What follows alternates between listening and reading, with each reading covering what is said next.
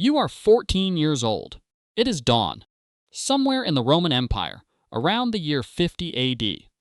You did not choose this morning. You did not choose this man.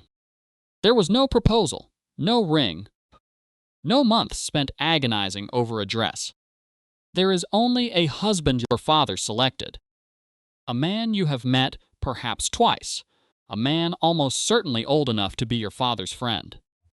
And in a few hours, in front of your entire village, you will become his wife. You are 14. And here is the detail that should stop you cold. Nobody in that room thinks anything is wrong. Nobody is scandalized. To everyone watching, this is simply Tuesday. So what is actually going on here? Why did civilizations that gave us democracy, law, and philosophy also marry off children? Was it desperation, power, biology? Or is the real answer something stranger and far more uncomfortable than any of those? Something written not in cruelty, but in cold, brutal arithmetic. Because here is the part almost nobody tells you. This isn't one story. It's death, law, money, and survival knotted together so tightly that pulling them apart reveals something disturbing about the world your own ancestors survived. A world that built you. Because if even one bride in your unbroken bloodline had died before bearing a child, you would not exist to watch this video. Before we go further, a question. If you'd been born 2,000 years ago, do you think you'd have survived to even reach 14? Drop a yes or no in the comments right now. And if questions like this keep you up at night, how close we really are to the people who came before us, hit subscribe and turn on notifications. Pop. This channel exists to dig past the textbook version of history and find the real uncomfortable engine underneath it. Let's go back. Let's deal with the obvious answer first, because it's the one everyone reaches for. And it's almost completely wrong. You've heard the number. Average life expectancy in the ancient world, 30, maybe 35 years, sometimes lower. And the conclusion people jump to is brutal and simple. If everyone's dying at 30, of course you marry at 14. You're basically middle-aged. Better hurry before the reaper arrives. But that statistic does not mean people drop dead at 30. It means the average age of death was 30, and those are not remotely the same thing. That number is being dragged down violently by one catastrophic factor: dead babies. Demographers studying Roman populations estimate that roughly a third of all children died before their first birthday, and close to half died before the age of 10. Pictures 10 children in a room. 5 of them gone before they reach double digits. Now here's the twist that breaks the myth completely. If you survived childhood, if you made it past that brutal gauntlet, your odds shot upward. Your odds shot upward. A Roman who reached 15 could reasonably expect to live into their 50s or 60s. Cicero died at 63, and only because he was executed. Augustus lived to 75. Cato the Elder made it to 85. Which means the 14-year-old bride wasn't racing an early grave. She might easily live another 50 years. So our first, most obvious explanation, they married young because they were about to die, collapses almost immediately. Something else was driving this. So let's talk about the law, specifically Roman law, because the Romans wrote everything down, including the exact minimum age at which a person could legally marry. Under Roman law, the minimum legal age of marriage was 12 for girls and 14 for boys. 12. These weren't buried footnotes. These ages appear in the Digest, the 6th century compilations of centuries of Roman legal thought assembled under Emperor Justinian. Roman jurists tied marriageability directly to puberty, to the body's physical capacity to reproduce, and built an entire civilization's legal code on top of that floor. But a legal minimum isn't a behavioral average. The speed limit is 65. That doesn't mean everyone drives 65. So historians went looking for what people actually did. And the method they used is genuinely clever. Tombstones. Romans inscribed detailed information on funerary monuments, the age of the deceased, and their relationship to whoever erected the stone. In 1987, historian Brent Shaw published a landmark study in the Journal of Roman Studies. Building on demographic work pioneered by scholars like Richard Saller, analyzing thousands of these inscriptions to statistically reconstruct real Roman marriage ages. What he found rewrote the textbooks. For ordinary Roman women, the average age of first marriage wasn't 12. It was closer to 18 to 20. Most Roman girls married as young women, not as children. But here is the crucial exception. Among the senatorial elite, marriage came dramatically earlier. Many aristocratic girls married in their early to mid-teens, some exactly at the legal floor of 12. Augustus's own daughter, Julia, was married at 14. And that single pattern cracks the whole mystery wide open, because it tells us early marriage was never primarily about biology. It was about power. For an elite family, marriage was never about romance.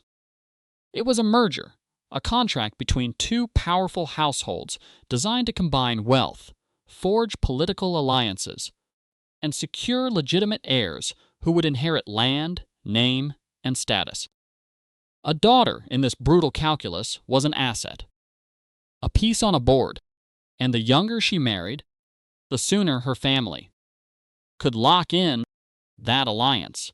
The sooner every one of her reproductive years belonged to the chosen partner family. For the poor, none of that mattered. A farming family needed a daughter's labor at home and time to scrape together a dowry, so poor girls married later, often in their late teens. The pressure to marry young scaled directly with how much power was on the table. This was never really about 14-year-olds. It was about what 14-year-olds could be used for. Heirs, alliances, continuity. The machinery of family power, running on the bodies of children, top. If you think Rome was uniquely harsh, Athens, the supposed birthplace of democracy and philosophy, will change your mind.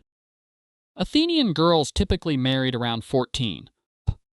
Their husbands were usually around 30, a 30-year-old man, a 14-year-old girl.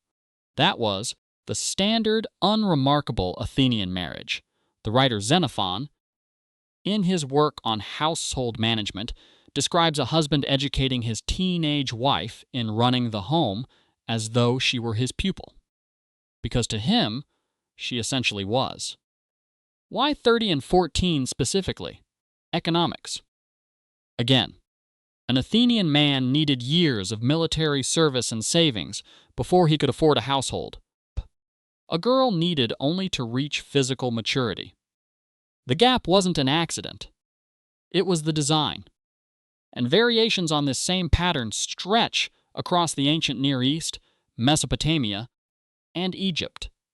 Marriage tied to puberty, marriage as transaction, young girls paired with older, established men. This wasn't a Roman quirk. Across most of the ancient world, it was simply how things worked. At this point, you might assume the entire ancient and medieval world married young, everywhere, always. Except that isn't true, and this is where the story takes a turn almost nobody expects. In 1965, demographer John Hangenal published a study that quietly detonated one of our biggest assumptions about the past. Studying marriage records across Europe, he noticed an invisible line running from St. Petersburg down to Trieste. East and south of that line, the pattern we've described, early, near universal marriage. But northwest of it, in England, France, the Low Countries, Scandinavia, Germany, something genuinely strange was happening. Hangenal called it the European marriage pattern. Women in northwestern Europe commonly married in their mid to late 20s. men a bit older, and 10 to 20% of the population never married at all. The average woman in vast stretches of medieval and early modern Europe was not a 14-year-old bride. She was a 25-year-old who had spent years working, often as a servant, saving money before establishing an independent household. The image in your head of the medieval peasant girl married off at 13 is, for huge parts of European history, simply a myth. Why the difference? Household structure. In northwestern Europe, couples were expected to form a new independent household, not move into an existing family compound. That required land, a trade, or savings, so young people spent their teens and 20s earning the right to marry. Compare that to a society where newlyweds simply fold into the husband's family home, adding labor to an existing pot. There, waiting buys nothing, so nobody waited, which reframes everything. Marriage age was never really about morality or how much a culture loved its children. It was downstream of economics, of who you lived with after the wedding, and who was expected to pay for it. But even in societies that married young, there's a deeper force running underneath everything we've covered. It's children. Specifically, the desperate need to produce them against the staggering odds of keeping them alive. Remember the real numbers. A third of infants dead before age 1, half of all children dead before age 10. Now think about what that means for a family that needs an heir to inherit land, carry the family name, and support aging parents in a world with no pension and no state safety net. Your children were your only insurance against a starving old age, and half of them were not going to make it. So how many children does a family need to have to be reasonably sure 2 or 3 survive to adulthood? 5, 6, 7 or more. And every pregnancy, in a world without modern medicine, carried a real chance of killing the mother. Childbirth was among the leading causes of death for women across the ancient and medieval world. Now, connect the dots. If a family needs a woman to bear 6, 7, 8 children just to end up with a couple of survivors, and every pregnancy is dangerous, and fertility has a finite window, there is a cold, horrifying logic to starting as early as biologically possible. Every year of delay is a year of fertility lost forever. This is the real engine underneath everything. Not love, not law. Mathematics. The brutal arithmetic of a world where children died faster than families could replace them. And here's what makes this so hard to look at clearly. From inside that world, none of it felt cruel. A Roman father marrying off his 14-year-old daughter wasn't twirling a mustache like a villain. In his mind, he was protecting her, attaching her to a powerful family, giving her the status of a wife in a world where an unmarried woman had almost no place at all. He believed, genuinely, that he was being a good father. The horror isn't that these were evil people. The horror is that they were ordinary people doing exactly what their entire world told them was loving and correct. And that should unsettle you, because it means the line between monstrous and normal isn't drawn by good people versus bad people. It's drawn by circumstances, by death rates, by economics, by what a society can actually afford. Change the conditions, and the same human hearts produce completely different rules. We didn't become better people than the Romans. We became people who don't bury half our children. And that single fact changed everything. We've followed this all the way down. Death and how badly we misread it. Top. Law and the floor it's set. Power traded through daughters, economics, and the invisible line across Europe. And underneath all of it, the relentless mathematics of survival in a world drowning in early death. But here's the question that should be clawing at you now. Stop. We've been talking about Rome, 2,000 years ago. Athens, 2,500 years ago. On the timeline of our species, that is yesterday. Homo sapiens has existed for roughly 300,000 years. Rome occupies the last 1% of that story. So what came before?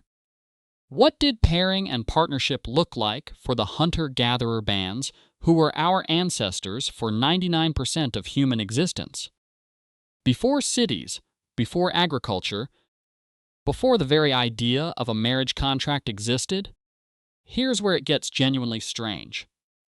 Anthropologists studying both ancient skeletal remains and the few surviving foraging societies have found hints that the very young bride, the pattern we assume is ancient, may actually be a relatively recent invention, a byproduct of farming, of property, of settled life.